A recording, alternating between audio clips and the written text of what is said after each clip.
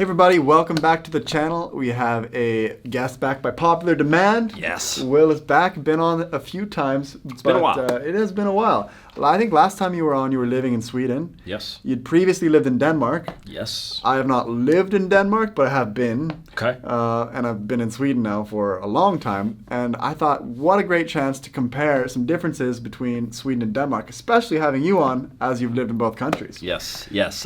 There is a big difference between the two. I mean, for people that are outside, I think, especially probably Americans as well, you kind of see Scandinavia as just like Sweden, Denmark, that's the same. Yeah. You know, Sweden, Denmark, Norway, it's one place. There's a fantastic number of differences between them, but you really do need to be there to get that. Exactly. And as a whole, I think Sweden, Denmark, Norway, they have so much in common. And what we're going to talk about in this video are like little particular differences that might set them apart from each other, but like as Americans, or maybe if we were coming from a completely different part of the world, we'd be like, wow, there's way more commonalities than differences. So maybe good to preface that first before we dive into these things. Yeah. But I think the first difference we can start with is just the language. There are similarities, like we're saying. I mean, Swedish people and Danish people, they're like on the edge of being able to communicate, I feel like. Yeah. And you learned Danish first. Yes. And we actually made a video on my channel where you were speaking Danish before you learned Swedish. Yeah. And I was speaking Swedish. And we could still sort of communicate. Yeah. It was weird. It's totally weird because you can, with context, it will help out a whole lot. But yeah, you can understand. The biggest thing that was funny to me is when I knowing that you could be kind of, it was kind of mutually intelligible. Yeah. I came here thinking that the Swedes would be like up in arms, like, oh, it'd be great. You're an American guy, but you're speaking Danish. Yeah. The first few conversations, they were like, varför pratar du danska? Like, why are you, what is that? It sounds, ugh. They would all go, ugh. It sounds so, ugh. Because I mean, for those of you guys that don't know, obviously Danish has a bit of a rougher, different, guttural sound to it, which the Swedes kind of make fun of a little bit, And I've heard that it's easier for Danes to understand Swedish people than for Swedish people to understand Danish people. Yeah. And I know out of the Scandinavian languages, Norwegian for me is much easier to understand than Danish. So maybe it's easier for a Danish person to be like, oh, I'm going to speak Danish. We understand each other. But the Swedes are like, wait, what? Because they have the harder time. But it's interesting, too. I have a salesperson at work. We've just started running campaigns in Norway. Mm-hmm. And we would get leads, sports directors and stuff coming in Norway. He would send an email in Swedish, no response. Send an email in English, no response. Wow. Then on the third email, I'm like, dude, they're Norwegians. Maybe try writing to them in Norwegian and make a joke about, I tried in the other. So I wrote to you in Swedish and then English. You didn't respond, so I thought I'd try one last time in Norwegian. Sure enough, people started responding. Of course. So people like to speak their own language, even if we can sort of understand. Yeah. No, there's nothing will ever change the fact that it's, once you can hear something in your own mother tongue from someone who is not from there or whatever it is, it's just, there's something about home, that home feeling that you get, when you hear somebody. So, for sure. The second difference I think is very, very interesting, and I'm curious at how much you've noticed this living in Denmark. This is the difference in communication styles between being more non-confrontational versus being direct. And you've lived in both countries. What do you think about that? Yeah, so I'm gonna even throw in another thing here. So I've also played in Finland, which is another Scandinavian country, which has a very nice stark line in between the differences, also language-wise, but between Finland, Denmark, Sweden, and Norway. But it does appear that the Danes are a bit more direct, and this, you can see this no more in sports, obviously, in the field that I'm in, where guys are going to tell you what's up, how to do it. In Sweden, on the field, it's a bit more team. Not that there's not that, and I noticed that in organization or in organizations also. It's just everybody's we're kind of like we'll let it slide. We won't do things. In Denmark, really, when things got to a point. Someone's shouting. If you guys, anyone, and people can Google this, you can throw this guy up. But Stig Tofting was my coach. He's an assistant coach. This guy is a bull of just telling you how life is and what it is. Yeah. You throw up a picture of this guy, you guys will all get it when you see him. Yeah. But I don't know what you've seen. For me, it's really interesting because Swedish people, they don't want to rock the boat. They're very polite, and if they do have a problem with you, oftentimes, if you're a foreigner, you won't even realize that they have a problem with you. There was, I've been in situations where are they mad at me or something? Yeah. I wasn't even like sure. I was like, why don't they just tell me what's upsetting them? Because I have no idea what I did. Versus I think in a lot of countries, Germany, for example, very, very direct. Yeah, like, no if problem. a German has a problem with you, they will tell you straight up. And it might even be like off-putting for some people that aren't used to that culture. Maybe, I don't know where Denmark falls on that spectrum, but maybe not as extreme as the Germans, I would imagine, but way more direct than what you would experience in Sweden. Totally. I mean, if we throw Germany in the mix now, it's another language that I speak quite well and that I've spent some time in. Yeah, they're way more direct, and it's actually kind of cool once you get used to it, just along with the language as well, because you get that information. Yeah. And as long as you realize it's a different culture, things are different here. Yeah. This is how they do it. Then it's kind of nice. Yeah. It's like, all right, now I know what's up. In Sweden too. Not that you won't find. Obviously, we're not classifying an entire nation like this. It's just a general cultural thing, and more or less so in the city, right? In Stockholm, maybe in some of the outskirts, things could be different. I don't know. Have you tested that? I mean, I get a lot of comments on the channel that I'm like generalizing and like your experience is heavily based in Stockholm. Yeah. And that is of course true. I live in Stockholm, but I have lived in Norrköping. I have been to the north of Sweden, the west coast. I've been around the country. And when you do get to other parts of the country, there are regional differences, of course. Sure. But this is just like an overarching sort of generalization of what I've seen. Yeah. Okay. No, I would agree. The next one, I think, has a lot to do with the laws of the country as well. And this is going to be differences in the alcohol culture. For one thing, in Sweden, you have Systembolaget, so you can't buy alcohol at like grocery stores and shops, which you can do in Denmark. And then also in Denmark, they don't have a law against open container. So you can go to a grocery store, buy a beer, and walk around the street and drink a beer. It's completely legal in Denmark versus in Sweden, that is not legal. Sometimes you'll see fans going to soccer games and stuff, and they're holding their beer, and the cops can't be bothered to pull them over. But technically in Sweden, that is illegal, and they could pull you over and make a deal out of it if they wanted to. So I'm going to give you an anecdote from the very first, more or less, few months that I was in Denmark. So Denmark, and they have this, their grocery store, Føtex, and it's this place. I was there, I was standing in line. In front of me were two girls buying some alcohol. And as I got a closer look, as I was putting my food on the little tray there or whatever, I looked close and I'm like, how old are these girls? These girls, like, they might have been, in my head, they were like 14. Yeah. Right? I think they were 15.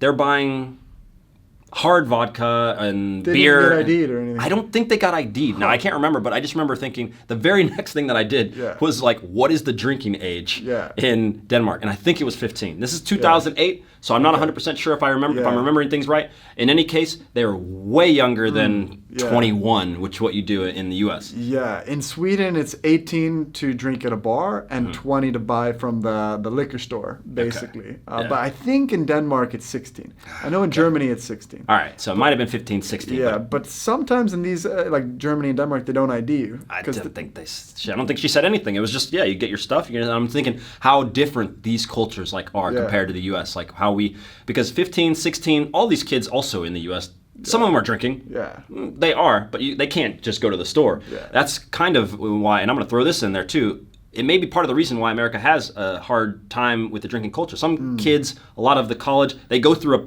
poor period of having to do it because they have to hide it. Yeah, exactly. They can't just go drink and their parents can't say, hey, slow down, have a little relax. Like, I know you're 15, this is the greatest thing ever. But so I don't know. I mean, that could probably get a little debate down in the comment section, but I would want to know. I think that could be an issue. Or one of the things. Yeah, I mean, they're more open about it. It's just not a big deal in some countries. Like when I was 16 in Germany, I remember I was at a festival and I ordered a beer at the festival, and the guy pouring the beer was like, "You're 16, right?" and winked at me, and I'm like, "No, I'm actually 16. You can see my ID if you want." But to him, it made no difference. It was just like beer's part of the culture here, and whatever. Here you go. They weren't stressed about it. Whereas here, it's like 28 years old, I still get ID'd every time I go to the liquor store in Sweden. Great. They don't even need to ask me. I just have the card sitting there waiting because I know I'm going to get it. This baby face, it's going to happen.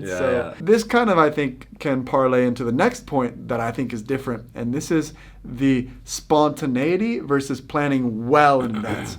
And from what I've gathered and researched and sort of seen is that Danish people seem to be a bit more spontaneous. I know in Sweden, for example, people are so busy, especially in Stockholm, that they got to plan weeks in advance. If you want to see a friend oh, what are you doing Wednesday in 2 weeks, 3 weeks?